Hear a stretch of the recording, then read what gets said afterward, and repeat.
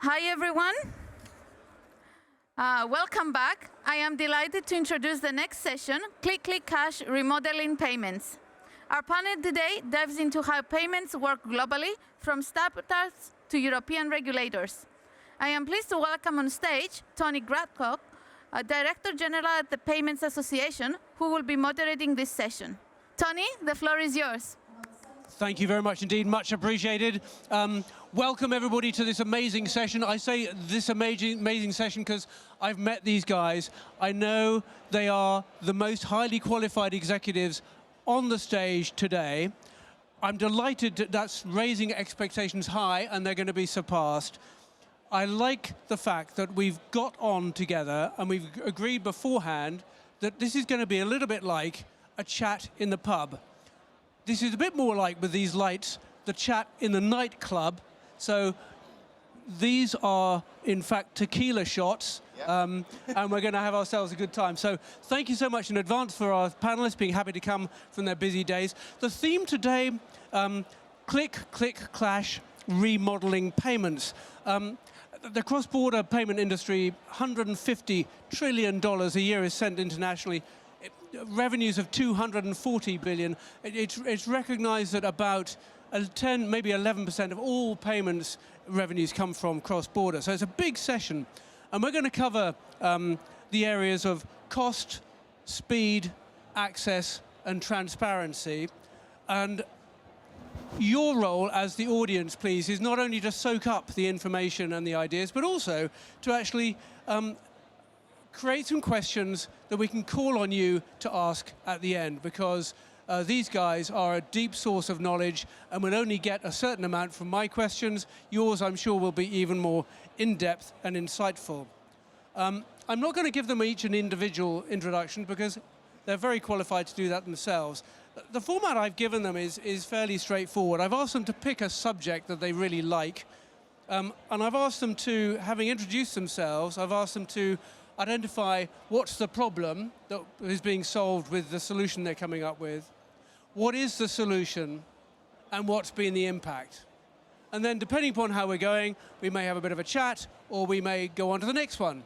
So I hope you enjoy the session. Again, thank you so much for inviting me to do this. We're going to crack on straight up, first of all, with Paul.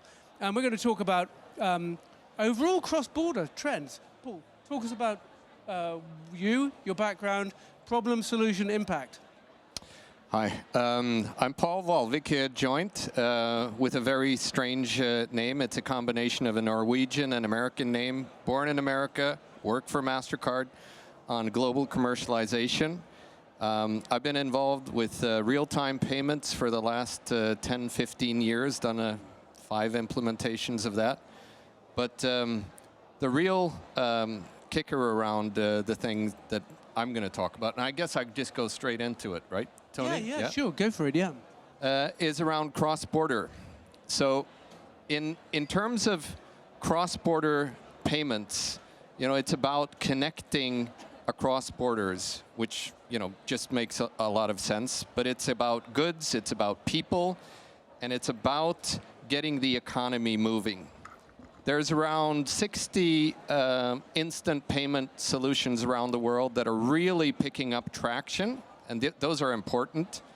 But one of the things that we've seen in our borderless cross-border report, which I urge you all to go and download and have a look at, is the fact that 40% of the people that transact domestically, both with cards and instant payment solutions, are a little bit wary of doing that same type of transactions with cross-border. And it also goes for SMEs, companies, that say that they have that same kind of sense of not being paid on time, not having full transparency of what's going on. So it's both for consumers, but also for SMEs that go along this. And it's actually the fear of fraud which is driving most of this conversation. So the problem is that it's ubiquitous and it's probably not as transparent as it should be, but the fear of fraud is making sure that the numbers could be even bigger than what you're talking about, Tony. So what are we doing about this? Well, at MasterCard, we believe that it's important that there is choice, but we also look at what we do is try to create integrating platforms, right? So integrating a number of key elements of the journey of cross-border payments, integrating identity through what we do with Ekata, integrating AI and fraud detection patterns through Brighterion, and also taking biometric data and also consumer data around what we do together with new data. This goes all together into our cross-border services. So we believe that creating an integrated suite which makes sure that you leverage the standards that are there are important. But I said that there's one more thing around this, and that is the fact that there's choice. There has to be choice. So it doesn't have to be only us. There's others. You have to collaborate in a space where there's a lot of mistransparency. So collaboration is key. What are the effects? Well, if you can reduce this notion that 40% of consumers and companies actually fear transacting cross-border-wise, if you can get over that hurdle, which just has human costs and human impacts on the anxiety of getting these things done, there's corridors that are the lifeline of these people sending that money and also companies transacting in that. That's the effects that we can have. We are building the foundation for global economy to thrive, and we have to remove those obstacles, and I'm sure that I have friends on the panel that are also really keen to chip in on that. So that's the call to action. Love it. Inspirational, very helpful. Paul, additional comments? Chip in on that? So to me, this is about the responsibility that we have, Paul, to overcome the fear. Exactly.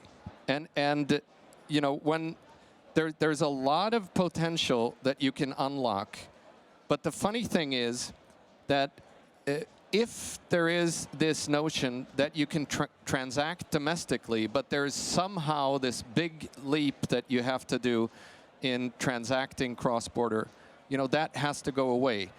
But a lot of places, you're going into spaces where there's people that are going from unbanked to banked. And a lot of the things that happen to you once you go down that route is about the education of what is safe and what is not safe. I love it. I love it. We're in a high-tech industry, and we come down to things like education being critical. Very good. It's critical. Thank you, Paul. We're going to go on next to Ugne, an instant payment on local rails. Would you like to have a chat about that problem, solution, Sure, impact? no problem. So my name is Ugne Buraciene. I'm the group CEO for Payabl. We consider ourselves the Lego of the payments and the fintech world. And the way that I see payments in general, and I have to agree with Paul here that there has to be a lot of interconnectivity and a lot of options for end users to make those border transactions. And what we focus on at Payabl, that we enable that on any type of rails, whether it be banking, whether it would be card rails, whether it's account to account. I think credibility and trustworthiness and transparency is very important, and the more transparency all of the payment rails have, I think the easier the adoption and the ease of acceptance from the end users as well. So I think the scare factor kind of disappears. Instant payments is a hot topic, and I think it can be covered from multiple sides. Whether I really believe that instant can be done, tomorrow, that's another question that we can talk about it. But it's definitely a good potential in the market, and hopefully it will happen soon. So, other comments from the panel? Any chips in on this point? Because otherwise, I'm going to ask you. Any comments? Because to me, this idea of instant should be like the norm. Correct. It should be the norm, but we have to take into consideration that that in order to have instant payments, there has to be infrastructure layer, there has to be compliance layer. All parties have to be completely ready for that leap to happen. There's a lot of initiatives also going forward in terms of European payments as well and outside. But I think, as I mentioned, in order for it to happen, there has to be all parties have to be involved and have to be ready for that. Is there any reason why they're not involved and ready for it? I think many reasons, because if you look at from the payment account to account, for example, perspective in instant payments, well, we're talking about legacy banking infrastructure and we're talking about legacy banks, right? So if you say to them, okay, let's do it, fast, let's do it, instantly, it's not that simple for them, to follow through and to have it. So I suppose, when you mandate it and when you move towards saying, okay, there's deadlines, you have to be ready for that. Then it will move forward. But also, instant payments have limitations in terms of amounts, in terms of where it can be done. So and it's very important also that not only account-to-account rails are used, because for instant payments you can use card rails, which is also perfect, and it's almost instant. But I think the more different types of payment options grow for the instant, I think that would be really amazing. Very good, thank you. And we're going to build on the instant payment rail network idea from Daniel, who is the CEO, Daniel Mayhew, CEO of Nucleus 365. Daniel, talk to us a little bit about real-time payment networks. Yeah, so we've problem, solution, impact. We've got some sort of crossover, but that's the theme of the panel. And I'm Daniel Mayhew. I'm the new CEO of Nucleus 365. I come to you from FIS, where I worked on a real-time payment scheme, and obviously Paul and I know one another. We're in the similar circle, being at MasterCard, and I was with the other side. I hope you're having a good conference, everyone, and you're enjoying this. There's quite a few people here, which is good to see, and we're looking forward to questions at the end. Not for me, though, for hopefully get some for me. So, similar theme, leveraging real-time domestic payment schemes, but for the delivery of cross-border payments. It sounds counterintuitive. So you're using a domestic clearing scheme that has got a real-time capability to deliver cross-border payments into a particular market. And you say 60 to Paul, I think 54, 60, I'll split it with you, 58. 58 real-time payment schemes in the world today. But we all know SWIFT, right? We all are familiar with SWIFT.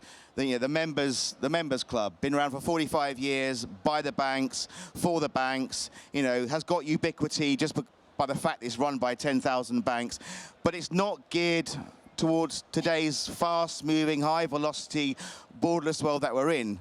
This conference is an example of that. It doesn't work so well. And SWIFT do get beaten up quite a bit. They do try and innovate. They did introduce GPI a couple of years ago, which is, in my mind's eye, just an SLA play to try and improve the SLAs, because they need to improve the SLAs, T+3, T+5, to deliver payments cross-border. There is an alternative, and it is called delivering payments through real-time payment schemes cross-border. And I think, Paul, you touched on this. The RTPs around the world are at different levels of maturity in terms of access, interoperability, and also payment limits. So in the UK, faster payments, you can now send £1 million, which I'm sure you do quite often, Tony. Well, only to buy my next new bike. Exactly, yeah. But £1 million instantly for free. And that's fairly, that's pioneering, and I'm proud to sort of say that. In the rear view mirror, you've got SEPA Instant, 100,000 euros instantly across all of the EE states. So, and then, they are at different levels of maturity, and also adoption you touched on. Now, in the UK, 39%, so we're comparing numbers, and we can carry on correcting one another, and we'll get to the mean average of our numbers, but you said 40, I say 39, are delivered through faster payments. But a fractional amount of that is cross-border. You're absolutely right. It's single digits. So the true domestic numbers are quite high. The same in SEPA world. 14% of payments in SEPA are delivered through the instant payment scheme, but a tiny fraction of those are cross-border.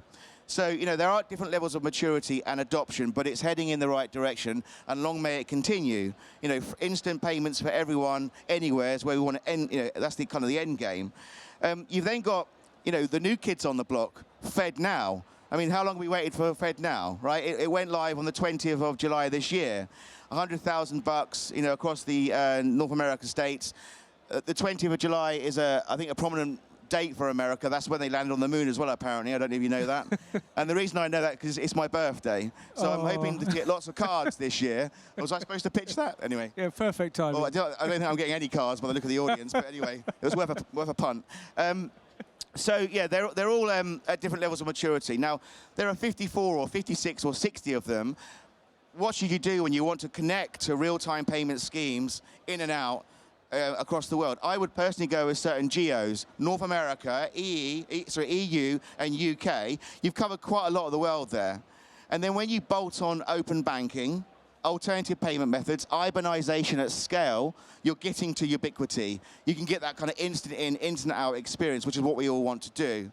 So the problem really, in my opinion here, is around Swift isn't designed for a high-velocity, borderless world and delivering real-time payments. It just doesn't work.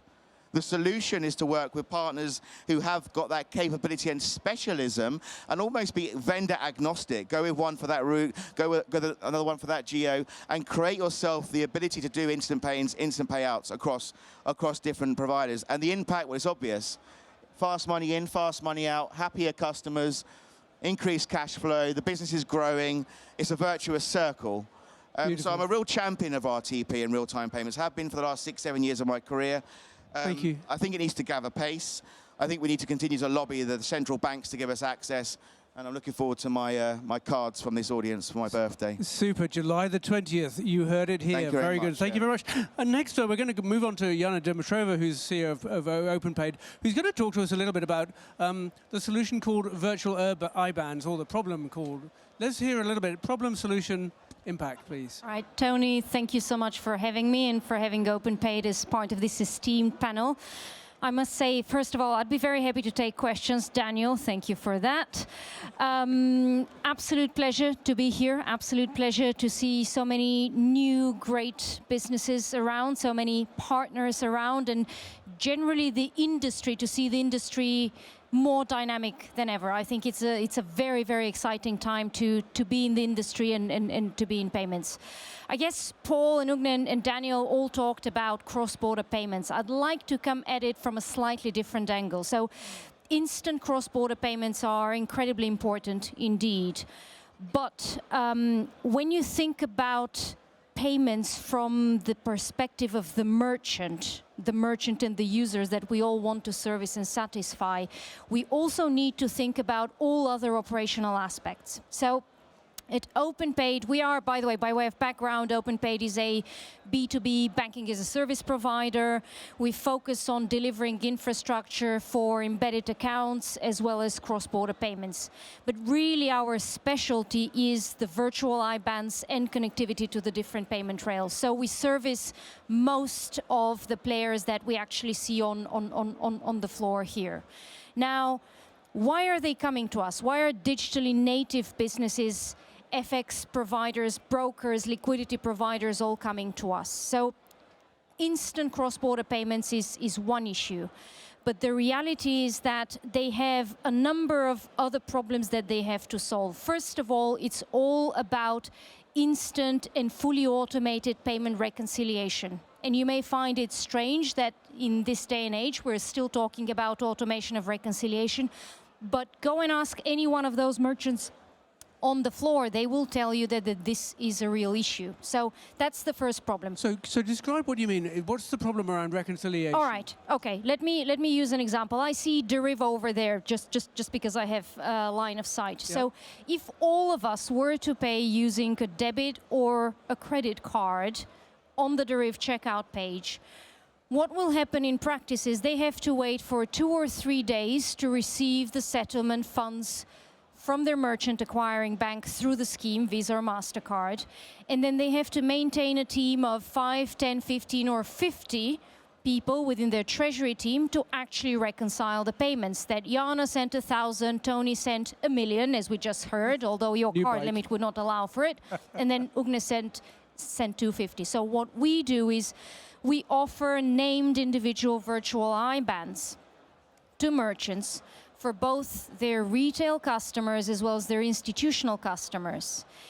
And we enable instant local as well as cross-border bank transfers that land into those named individual virtual IBANs. Now, it may sound quite simple, but actually it solves the problem of reconciliation. It reduces the overhead, and it gives all of these merchants instant access to their liquidity. Because we live in a digital native world. Now, if the price of Bitcoin is going up or the price of oil is going up, you want to download the app or open your app and you want to buy now, not in 2 days, right?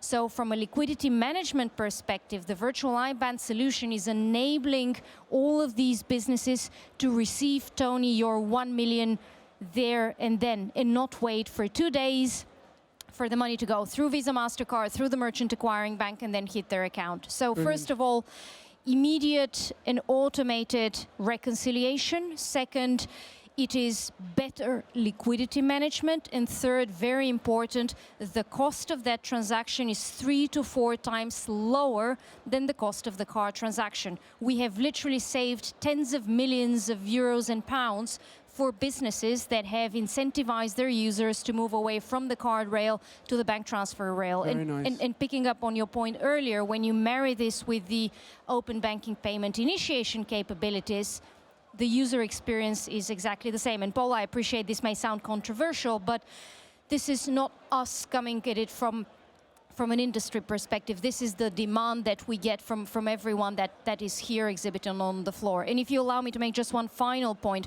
when it comes to building an ecosystem and retention of customers, the virtual IBAN solution, the named virtual IBAN solution, is really an additional tool to retain your customer and to increase the engagement of your customer, whether that's, again, a retail user or an institutional client. Super.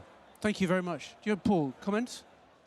Yeah, contrary to popular belief, I think that's great because it's back to what I said in the beginning. It's all about choice, right? And it's all about removing the friction. So if there are elements where speed is not up to the place where it's real time, we were talking about this before the event here. I mean, it's really about getting the time down for all of the processes so that we can really automate. And your point around, I used to work at a larger bank. I know what it takes in order to get, all of the wheels moving.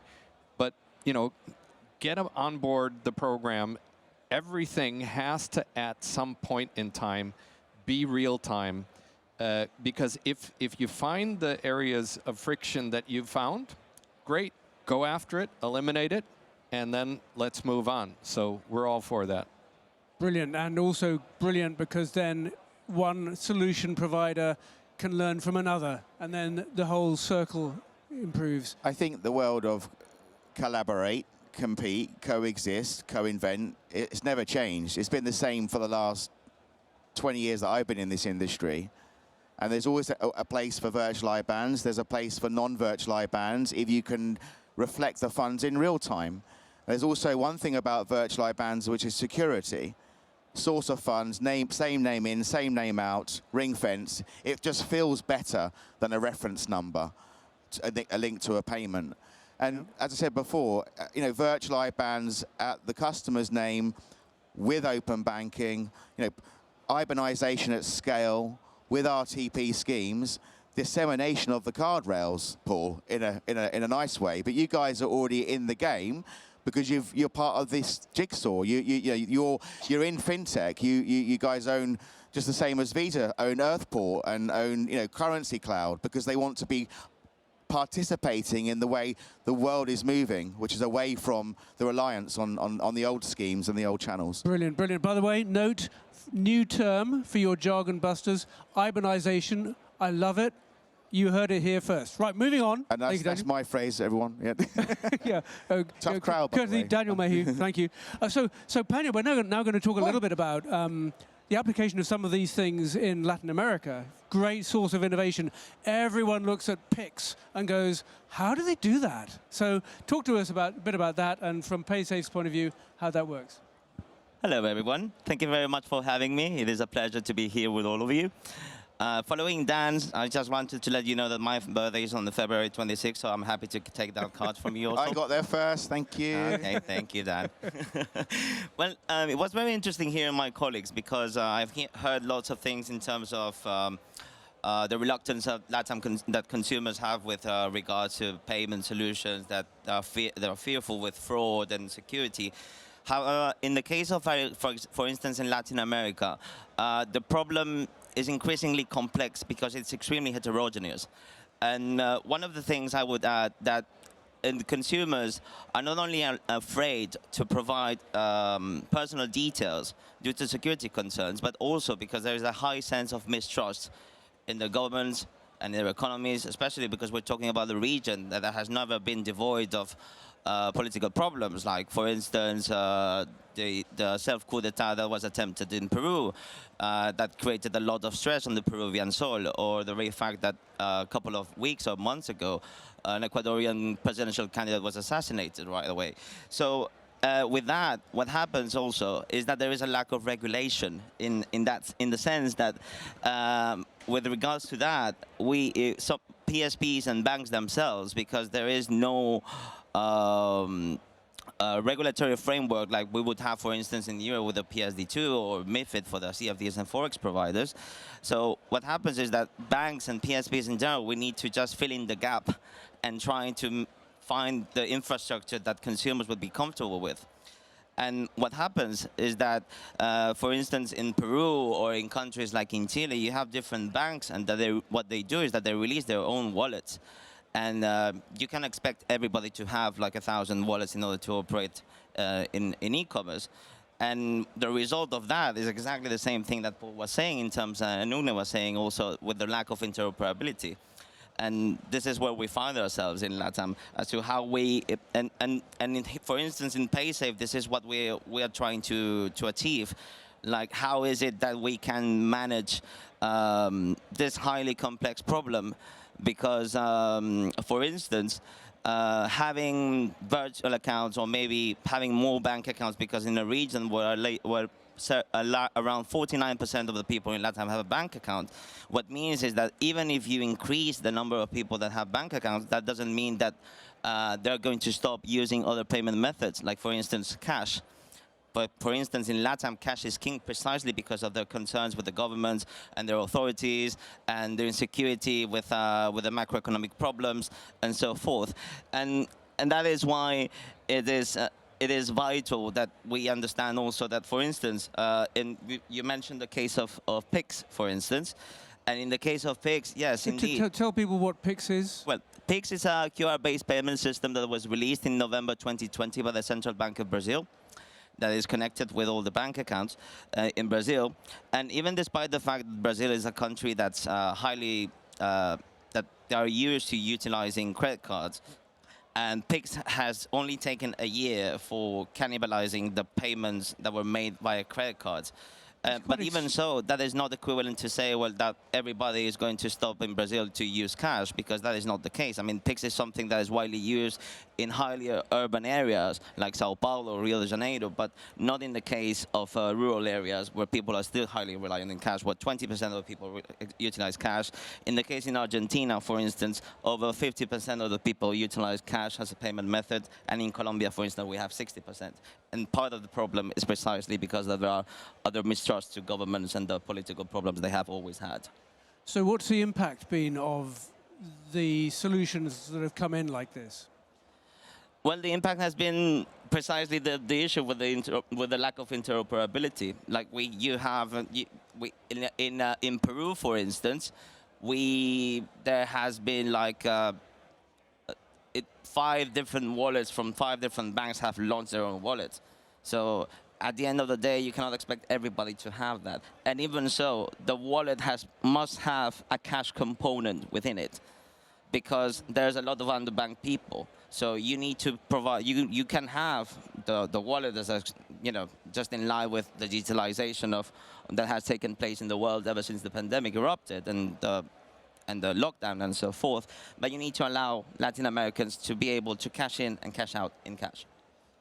Very good. Yes, please, Paul. You know, it's really interesting to hear your statistics from Latin America as well, because I've been passionate about real-time payments. And in Europe, the percentages of some countries actually still utilizing cash are comparable to some of those numbers. And probably the trust factor isn't there. But a couple of years back, I realized that there's a very strong correlation between the adoption of network ubiquity and how mobile phones are utilized for day-to-day issues. And we did a previous place where I worked, we did some research in Latin America where it was actually, they were, you know, not trusting the government or the banks, but they were actually trusting whatever happened of services that came through their cell phone to a great deal. So it's also back to not only looking at the financial ecosystem, but what can we do education-wise in terms of getting people to understand what are the things, what are the places where there's a collaboration between private and government elements that can drive the trust in the region. And I think that is... Very good point. Iana? Just to build on that point, because Paul, I think that's a really, really important point that you're making there, because we all talk about instant payments and cross-border payments. Ugne made a point earlier about European instant and cross-border payments. I think what we have to recognize is that there is a dramatic difference in terms of the level of development of the infrastructure in the different regions across the world. And you just gave some very good examples. And if we zoom out for a moment, I think it's really important to emphasize on the need for collaboration between public and private entities, and on that I would actually make reference to the I guess the recent roadmap report released by the G20 and the Financial Stability Board, talking about the importance of realizing and driving efficient cross-border payments as a way of development of the digital economy and the economy in general. But again, I think it's really important to recognize that we look at the problems very often from a European standpoint. Agree. And that is a challenge. It's very different. It's very different. Yes, Ugne? But I think we talk about all of the same things, but there's ultimately, I think, just to translate what we're all trying to say is that in order to achieve this interoperability, you have to have a lot of different rails that work together really well. So I think if you really want to connect payments, cross-border, across, different countries, across different, jurisdictions, we're no longer looking just as, we rightfully said, just as SWIFT or just as SEPA. You have to look at all of the payment infrastructure and all of the rails available. And I think providers who can do that, and also, if you choose, separate providers for all of those things, which is great. Somebody can be very good, in Latin America, someone can be, very good, in Europe. But ultimately, it becomes also very hard for merchants to operate. The more payment service providers, the more, infrastructures, to handle. So in my view, I think the world, and I think where we should be going, going to this end-to-end, payments infrastructure. So meaning that, that we have all of the payment rails, included, and that they work as much as possible, and operate, as much as possible, whether it's through a wallet-based, infrastructure, and the less segmented it will be, the better it is for the merchant, and it is easier for the merchants to operate. Very nice, very nice. I'm going to move now on to Nimrod, who's the CEO of Zotapay. Going to talk to us a little bit about what could be the most exciting conversation, reaching exotic countries. Yes, so first of all, thanks a lot. I'm Nimrod, I'm the CEO of Zota.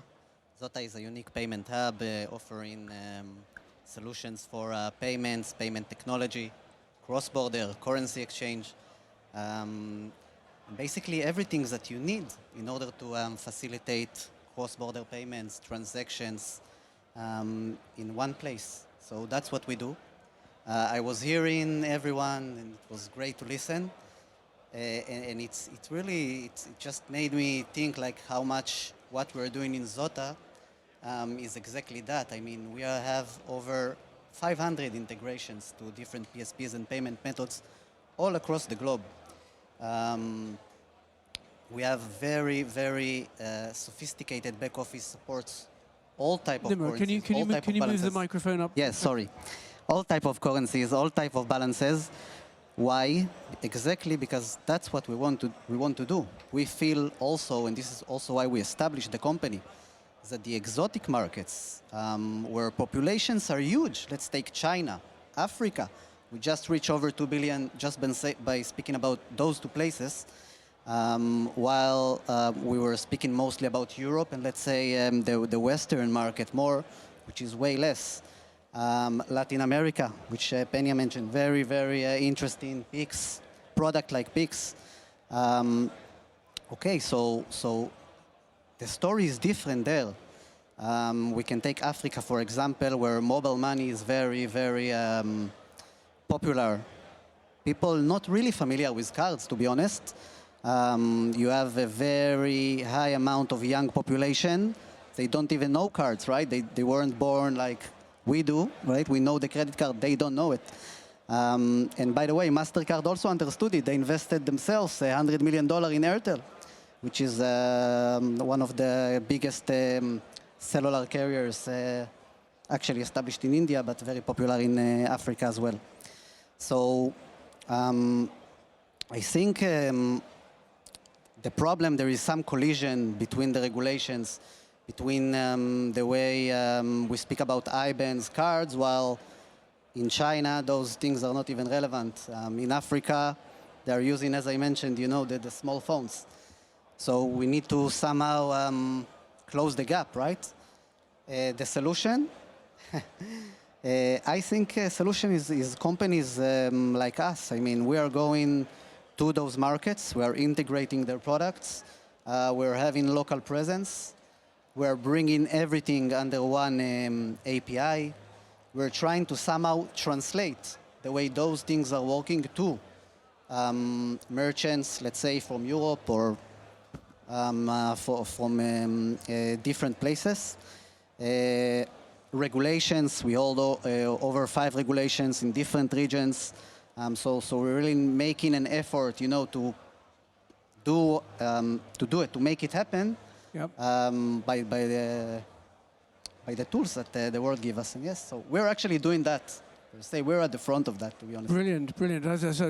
I'll turn the advertising plug button now, I think. That'll be very good. Thank you. Now, questions from the floor. So who's got the roving mic? I'm sure somebody has. Is there somebody in the event team who's got a roving mic? Put your hand up if you have a question. I've got 46 questions if you don't have one. Who has a question in the auditorium? I'm going to give you a chance again in just a moment. Anybody? I feel like an auctioneer here. Going once, going twice.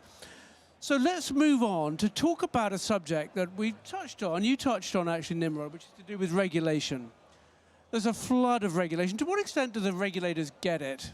And to what extent are they a business prevention department? Who'd like to answer that one? Yeah, happy to start, given my legal background. I guess, first of all, I think it's important to say that regulation in the industry moves with societal changes first. But there are two dramatically different interpretations of what we see in the regulatory landscape at the moment. On the one hand, you have the increased supervision and scrutiny, which raises the requirement for investment and limits operations. So there is a lot of pain that is felt within the industry. Now, on the other hand, and by the way, we have seen that in the last few weeks, there are a number of, I guess, regulatory high-profile actions that have reached the papers, and we see that there is a lot of drive in that direction. But I guess the other way to look at it is that regulation does move with society, and we see that need for regulation given the development of embedded finance and given the blurring of lines of where the responsibility lies when it comes to providing the regulated services is incredibly important. I think one thing is certain. Thinking about payments, generally payment institutions, e-money institution, the expectation when it comes to regulatory compliance is getting closer and closer and closer to that of a bank, of a regulated credit institution. Think about I guess all of the changes with the Dear CEO letters, the safeguarding expectations, the stress testing, the wind down planning and all of this. And I genuinely believe that this is a very positive development because it is helping do the triage within the industry, do the triage amongst the competitors and really put the spotlight on the bad players and build the resilience and the trust when it comes to the better players, because I think we have suffered over the last few years from lack of trust, and that is trust when it comes to regulators, customers, and I guess main banking players as well. Agree. I mean, we had already this discussion with Iana before, and actually in Web Summit about embedded finance as well. And my perspective is very simple. Regulation is needed and is required. Ultimately, as financial institutions, we deal with third-party funds, right? So it is paramount that the trust is there and it's done in the most secure fashion. Now, I have to agree completely with Iana whether this regulation really goes as fast and basically develops as fast as the technology and the payment infrastructure does. That's a different question. It's in some cases it doesn't really follow that suit. But I think in order to provide any type of payment services, in the most secure fashion, the regulator and the regulators across the world have to follow suit, and they have to follow what happens in the payments industry. And some markets are more regulated, some markets are less regulated, but overall the whole I suppose feeling is that the regulation is moving forward, and it's moving forward together in line with what the industry requires. Very good. I hope so. Anybody got a burning question they'd like to ask? Did I see a hand?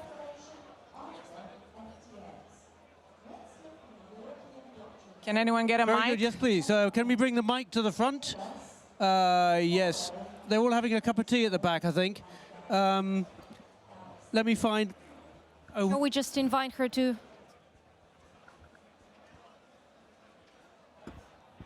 Hi. Can everybody hear? Well done. Thank you. Yeah. Yeah. Thank you for the talk today. It was brilliant. Just a quick question from me. Dan, what is ibanization? Good question. So if I tell you, it stays in this room. And happy birthday for the 20th of July. I'll send you a card. So ibanization, I use that phrase, and you're talking about regulation. I come to you, I was with a company called Transactive Systems previously, and they got it completely wrong when it comes to regulation. Okay, and regulation is extremely important, and I describe it as whack-a-mole, right? Because it's a constant moving target, and the rhetoric coming from the regulator is based on what's happening in the market. So my advice is always be top of your game, always lean into really good technology. AI is there for KYC and onboarding, but be cognizant of what the industry's, what's happening in the industry. Rails are, Binance just recently, there's other articles out there. So it just raises the awareness of the whack-a-mole approach of regulation.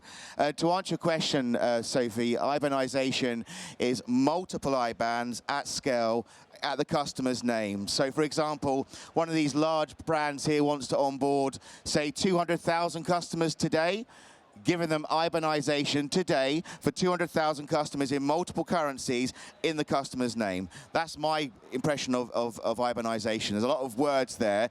There's a lot of work to make that happen, and a lot of regulatory constraints to make that a realization. But yeah, hopefully I answered that. Very good question. Thank you. Thank you very much. Paul.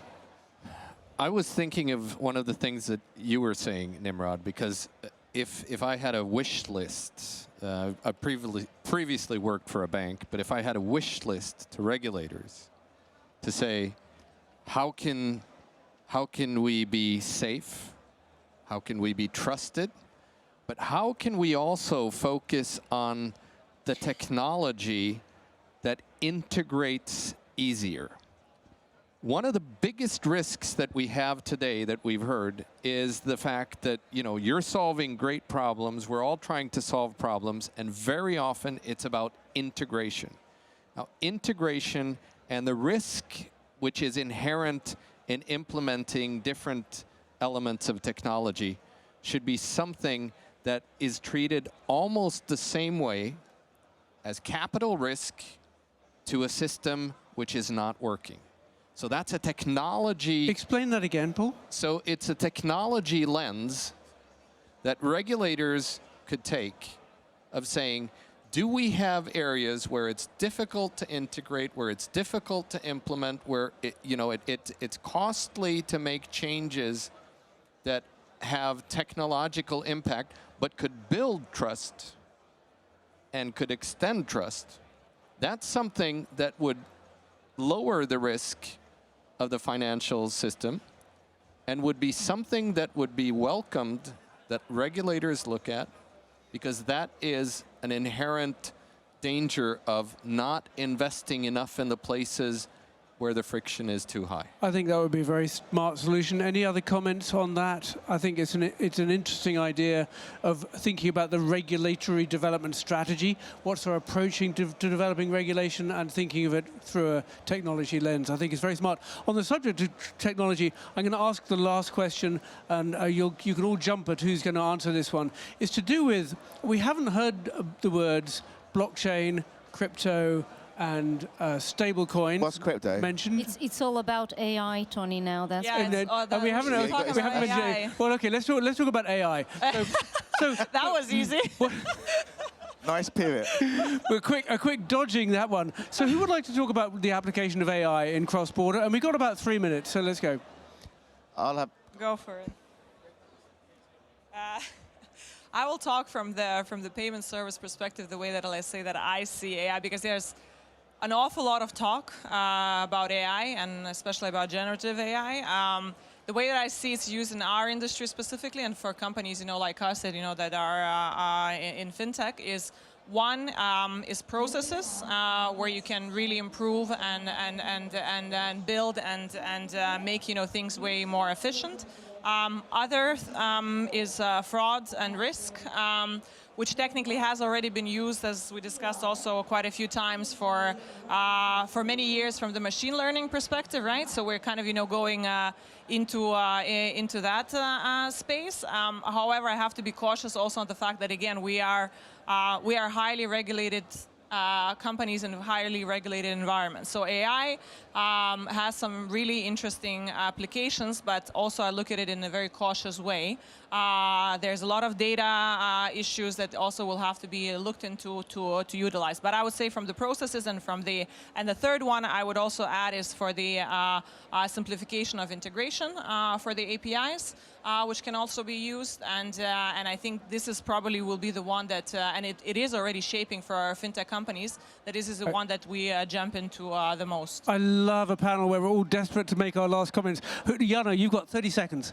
No, absolutely. I guess picking up both points and the last one that Paul made about simplification when it comes to technical alignment and standards, I think leveraging the power of AI to achieve that level playing field and ease of integration from a technical standpoint is I think, going to be the major breakthrough. We're not quite there yet, but I believe the speed of development will be there very soon.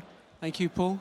The winners in the AI space will be the ones using artificial intelligence combined with actual intelligence, which is humans. AB. I love this. I like this is that. completely correct. Right. And in fact, I'll be honest with you, when I look at the panel, I always think of them as being AI standing here for amazing intellect and astonishingly inspirational speakers. Ladies and gentlemen, of the audience, thank you for your attention. To our panel, big round of applause, please. Thank you so much. Thank you, Tom. Thank you.